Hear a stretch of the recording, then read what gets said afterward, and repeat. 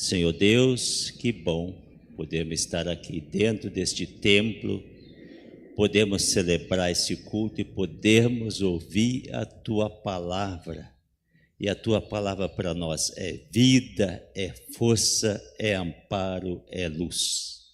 Abençoa a Tua palavra no coração de todas as pessoas que estão aqui e também daquelas que estão nos ouvindo lá longe. Cuide de todos nós no nome de Jesus. Amém. É o título ali, o que falta para você ser feliz. O que falta? Aí vai dizer que vai faltar uma porção de coisa, não é verdade? Uma porção de coisas para a gente ser feliz. Mas será que falta mesmo? Nós vivemos num mundo em que a busca pela felicidade e satisfação é grande. É grande. E muitos acham que essa busca pela felicidade e satisfação tem que ser pelo ter. Ter mais e mais. Ter, não o ser, o ter. Se eu tenho, eu sou mais. Se eu tenho, eu sou feliz. Se eu tenho, eu estou satisfeito. Não é assim? Então, nós vamos abrir a nossa Bíblia e ver o que Jesus fala sobre essas coisas. Que muitas vezes em nossa vida também nós pensamos bem parecido com aquele com o qual Jesus está conversando. Nós somos muito parecidos. Quem de nós um dia também não quis ganhar na loteria esportiva, né? Uns 15 dias atrás, um sortudo lá do Espírito Santo não ganhou todo o dinheiro. Ficou milionário, sei lá quantos milhões que ele levou. Aí eu falei assim, desculpe a palavra, mas eu falei assim, lavou a égua, o capixaba fala, né? E eu falei com minha esposa, o cara lavou a égua. Mas depois eu pedi perdão a Deus, pensei, meu Deus, está errado, não lavou a égua coisa nenhuma, né? Depois eu vou contar um lance sobre isso. Até em nós, sabe, nós que somos cristãos, às vezes até pastores, né? Às vezes pensamos também nesse ter, que é terrível, né? Ele é terrível, esse ter. Essa ânsia pelo ter é terrível. Mas o cara já está velho, aposentado, mas assim mesmo, pega ele também, pega sim. Nós vamos abrir a Bíblia lá em Lucas 12, 13 a 21.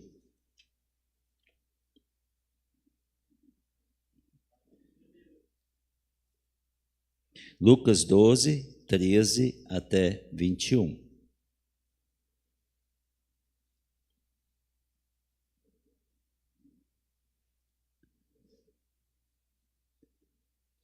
Lucas 12, 13 até 21.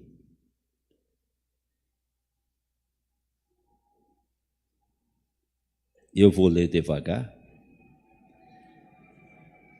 Nesse ponto, um homem que estava no meio da multidão lhe falou: Mestre, ordena a meu irmão que reparta comigo a herança.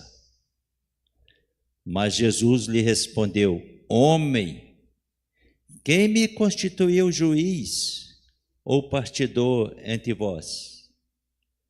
Então lhes recomendou: Tende cuidado e guardai-vos de toda e qualquer avareza, porque a vida de um homem não consiste na abundância dos bens que ele possui. E lhes proferiu ainda uma parábola. O campo de um homem rico produziu em abundância. E arrazoava consigo mesmo, dizendo: Que farei? Pois eu não tenho onde recolher os meus frutos.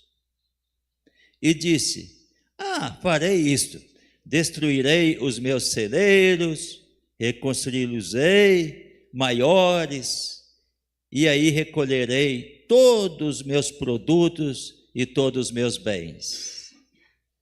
Então direi à minha alma: tens em depósito muitos bens para muitos anos. Descansa, come, bebe e regala-te. Mas Deus lhe disse: louco, esta noite te pedirão a tua alma, e o que tens preparado para quem será?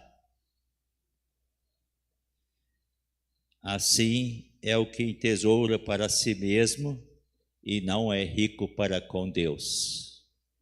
Palavra do Senhor. Esse rapaz parecia que era justo o que ele estava pedindo, né? É interessante que existe coisas assim que a gente... Uma vez um cara estava fazendo, em palavras cruzadas, num jornal, ele estava lá respondendo. Aí, de repente, ele abordou: amigo, me ajuda aí. Onipotente, soberano, que age sobre as pessoas e começa com D. Aí o amigo respondeu: ué, dólar? Dólar? Assim, mas é uma história engraçada, mas é bem por aí. Aquela ânsia de querer mais. O dinheiro é necessário, sim, muito necessário, mas ele pode também levar a pessoa a trair, a se corromper, pode levar a pessoa a matar outros e a se matar também. Tem esse lado. E contra esse pecado é que Jesus conta a história. Mas como aconteceu essa história contada pelo evangelista Lucas, lá na Antioquia, hoje Turquia, lá na Antioquia, uma comunidade mista, misturada com cristãos que eram descendentes de judeus e outros que eram gentios, quer dizer, helênicos, que eram de outras nações, gregos e outras nações, e turcos, né? Então, veja bem, por um lado, aquele zelo pela lei, pela purificação, e se apegavam muito a isso. E por outro lado, com o povo que também é comunidade mista, né, com o povo que não era judeu, que também estava preocupado em ter mais e mais, preocupado em ajuntar riqueza, abundância, preocupado em ter poder. Quanto mais poder, melhor; quanto mais dinheiro, melhor, já naquela época. E daí Jesus precisa alertar. Eles vão, o Lucas pega lá os ensinos de Jesus, ele vai até lá na origem. Agora veja, naquela época de Jesus já, o filho mais velho, que era responsável pela casa, vamos dizer assim, pela família, o filho mais velho, o primogênito, ficava com toda a herança, toda para ele. Só que ele tinha a responsabilidade de cuidar de todos da família, dos irmãos, das irmãs, arranjar casamento para os irmãos, arranjar alimento, arranjar cuidado, roupa, tudo, todo sustento ele tinha que dar para a família toda. Só que na época de Jesus, o que aconteceu? E na época de Lucas também, nessa comunidade mista lá de Antioquia, os irmãos foram esquecidos. O mais velho simplesmente abocanhava tudo, né, já que ele tinha direito. e deixava de passar o sustento, os alimentos, e deixava de cuidar das irmãs, né, dos irmãos, e ele deixava praticamente ao léu. Coisa triste, né? Aí então, quando esse rapaz pede, parece que ele está pedindo alguma coisa bem justa para Jesus, mas Jesus não cai nessa. Eu não vou repartir bem nenhum, isso aí é com a justiça. Até que eu poderia, ele disse, ele é Deus, né? Mas isso é com a justiça. Por que Jesus não entrou nessa? Porque ele leu a intenção daquele rapaz. A motivação estava errada. Assim, parecia que estava certo no que ele queria, mas a motivação pelo que ele queria estava errada. A motivação. Aí Jesus começa a contar a história desse homem rico. Riquíssimo, né? Esse homem. Rico, mas egoísta ao extremo. Tão egoísta que ele não construiu nenhuma família. Ele não tinha nem um irmão, nem um amigo. Ele não construiu relacionamentos. E o negócio dele era tão extremo, tão egoísta, que ele só dizia assim, eu vou ter que agora recolher os meus produtos, e aí eu não tenho lugar que chega, agora então eu vou construir um armazém bem maior, grandão, e vou recolher dali, aí eu vou fazer isso, vou fazer aquilo, e aí depois que eu tiver com o meu armazém pronto, todo entupido, cheio, aí eu vou me regalar, eu vou ficar assim, feliz da vida, sabe? Feliz da vida. Aí eu tenho tudo o que eu quero. Aí Jesus fala assim, louco, rapaz. Mas o que tem, né? Pensar assim, não, mas Jesus diz, louco, por que ele é chamado de louco? O que vocês acham? Por que ele é chamado de louco? Porque uma vez que aqueles produtos, grãos, com o tempo ia apodrecer, amorfar tudo, gente, fica tudo mofo, apodrecer, não ia aguentar muito tempo. E outra, que a vida dele a qualquer momento podia ir, a qualquer momento ele podia cair e morrer, ué.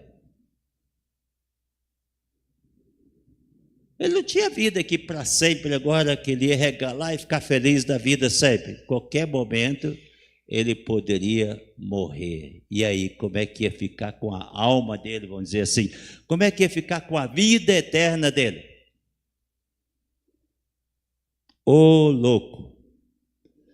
Vocês não acham triste uma história assim, desse homem? Ah, pastor, mas ele era muito rico, ele estava feliz. Feliz?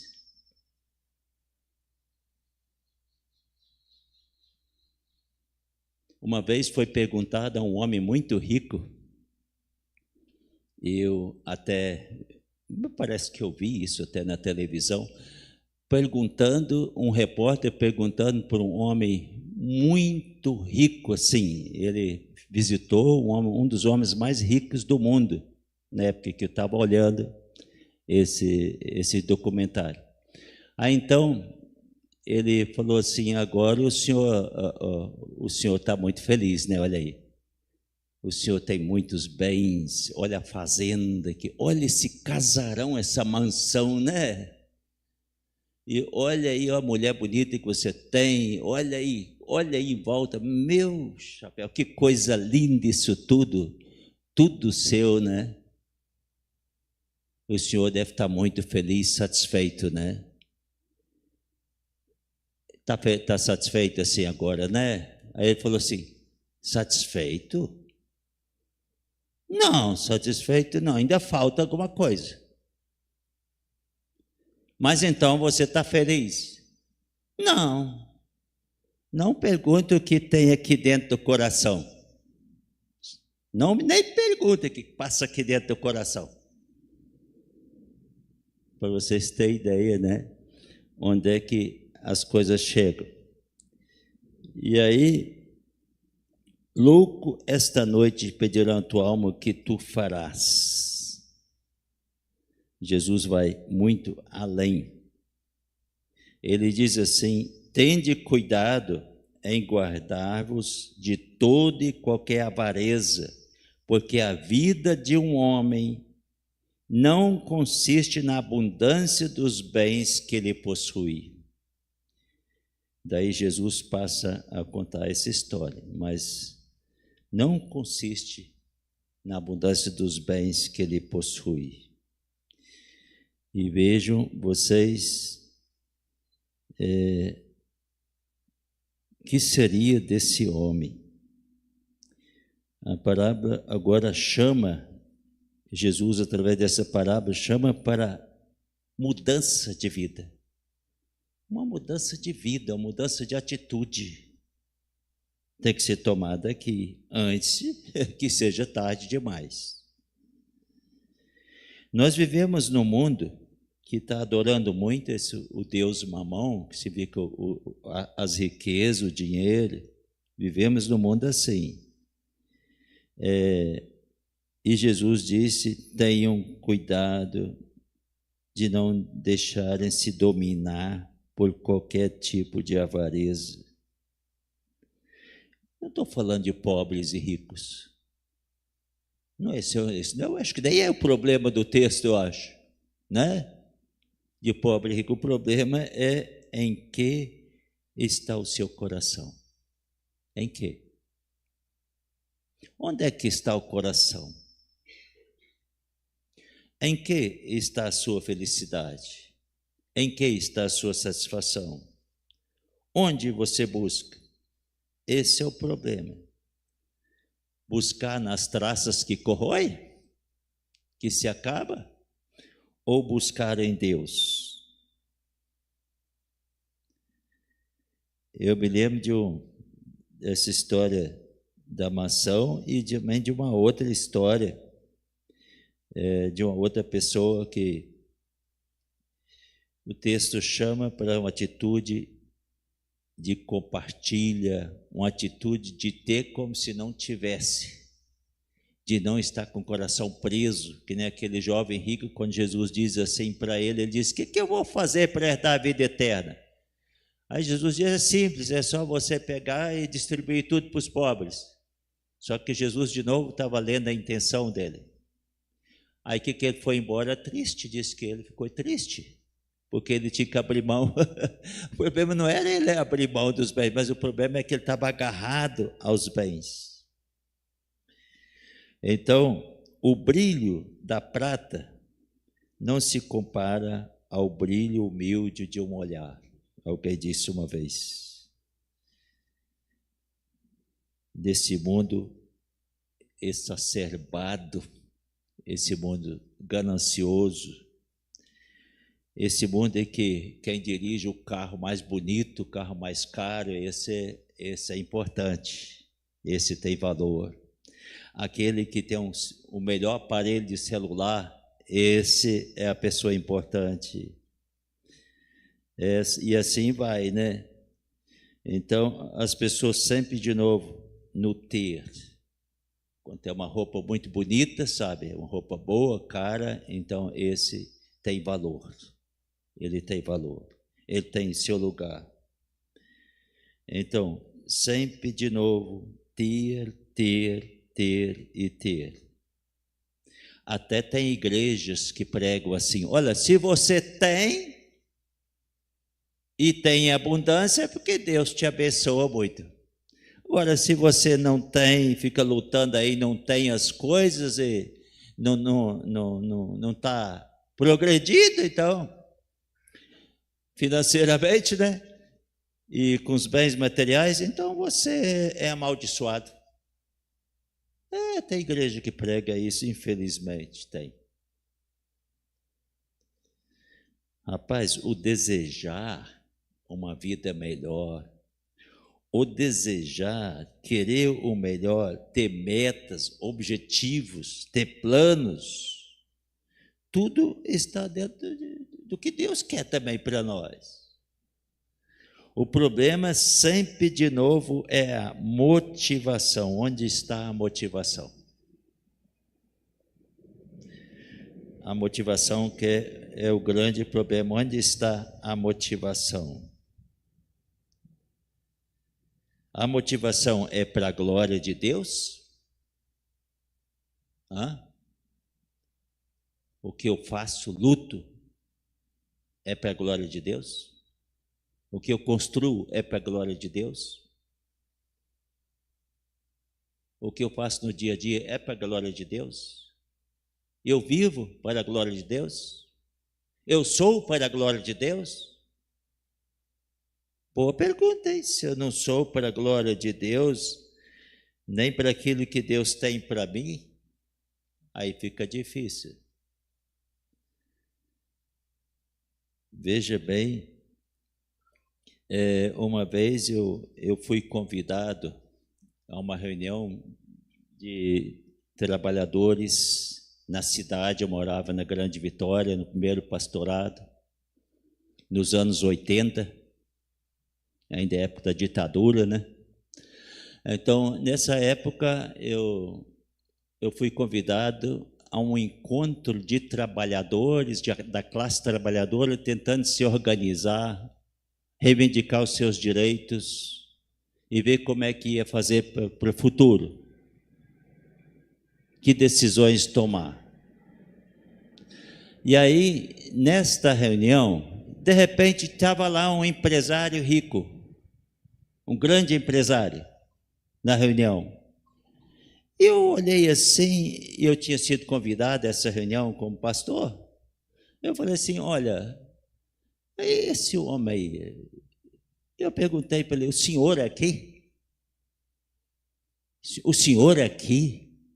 Ele disse, e por que não? Eu falei, mas como assim? Não é uma reunião de trabalhadores e o senhor, pelo que eu saiba, o senhor é um grande empresário? Sim, sim.